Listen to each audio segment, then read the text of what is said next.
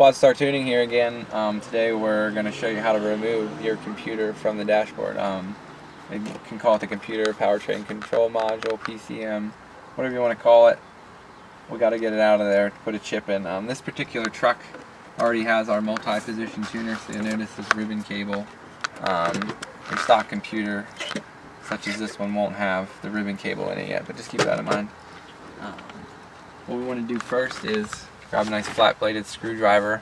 What we're going to do is when we pull the clips on the harnesses grab this little tang here.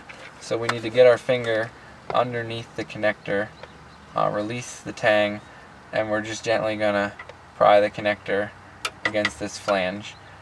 If your computer PCM has ever been out of the vehicle, these are going to be pretty tight. So we don't want to break the clips, we don't want to tug on the wires, we want to actually free up the connector first, and we'll do that with all three. I'll have to start with this one since this is how it's actually in the vehicle. So again, we're going to release the connector, pry a little bit against here, just to free them up, and then we'll be able to wiggle them out. And we want to remove these connectors before we slide the computer out, because it's going to be pretty tight if we don't. So I'm going to push up on the tab from the bottom, and we'll show you what this tab looks like once we get it out of here. We're just going to free up this connector. See, it slid a little bit there, and then we can actually grab the connector by the plastic and it'll come right out. If we flip this over, here's the tab I had to depress with my finger. So you don't want to crank on this because, you know, some of these trucks are 20 plus years old.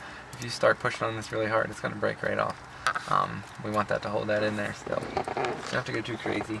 Now that you've done the first one and seen it, you kind of have to do the next ones by hand, or, you know, without a straight line of sight. So I'm just going to depress that. I'll let it pull on the connector. It's already free, and I can just wiggle it right out. It's going to be a lot harder if you don't use a screwdriver, trust us.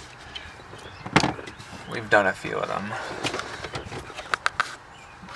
So since there's three of these, the last one's way up in there, it's going to be a lot easier at this point. Just slide the computer out. Again, this is a 95 dashboard, so the glove box dropped out the bottom, release the cable. On 94, same idea, glove box folds down. Computer's in kind of the same vicinity, so just adapt a little bit for that. So shimmy this way.